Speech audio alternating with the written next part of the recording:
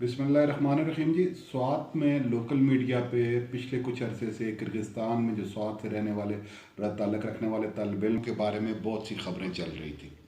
तो district administration ने उन खबरों को मद्देनज़र रखते हुए ग्राउंड वेरिफिकेशन की। किर्गिस्तान में पाकिस्तान की एम्बेसी ने ख़ुद भी हमसे रब्ता कायम किया और हमने तमाम डिटेल्स उनसे ली हैं। पाकिस्तान के इस वक्त किर्गिस्तान के अंदर पाकिस्तान के 8,700 के लगभग तालिब इल्म मौजूद है, जिनमें स्वात के भी काफ़ी अफराद शरीक है। इनमें से 4,000 अफराद ने एम्बेसी के अंदर रजिस्ट्रेशन करवाई है कि जो पाकिस्तान आना चाहते हैं। उन अफराद के तमाम क्वाइफ जो हैं किर्गिस्तान की एम्बेसी ने गवर्नमेंट को, पाकिस्तान की गवर्नमेंट ऑफ पाकिस्तान को कन्वे कर दिए हैं।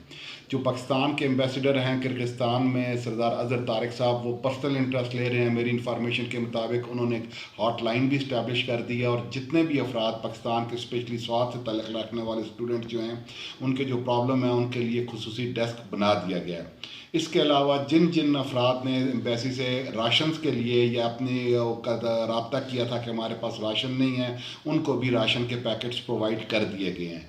बाकी जिस हद तक जो मनी ट्रांसफ़र के जितने भी वहाँ बैंक्स हैं और जितने भी बाकी इदारे हैं, वो सारे के सारे खुले हुए हैं। एज सच इस किस्म का मनी ट्रांसफ़र का प्रॉब्लम हमारी वेरिफिकेशन के मुताबिक नहीं है। As and when government of Pakistan वहाँ से फ़्लाइट शुरू करेगी, एम्बेसी ने अपना सारा काम करके 4,000 अफराद की रजिस्ट्रेशन कर दिया है, तो किर्गिस्तान से फ़्लाइट शुरू हो जाएंगी। इसके बावजूद भी अगर किसी तालिब इल्म को वहाँ कोई पर्टिकुलर प्रॉब्लम है, तो वो फेसबुक पेज या ऑनलाइन उन्होंने एक हॉटलाइन सिस्टम शुरू किया है पाकिस्तान एम्बेसी से, उससे रब्ता कर सकता है। अगर फिर भी कोई मसला है तो फिर डिस्ट्रिक्ट एडमिनिस्ट्रेशन को बता सकता है। हम भी पाकिस्तान एम्बेसी से indirectly through government of Pakistan रब्ता कर लेंगे। बहुत शुक्रिया।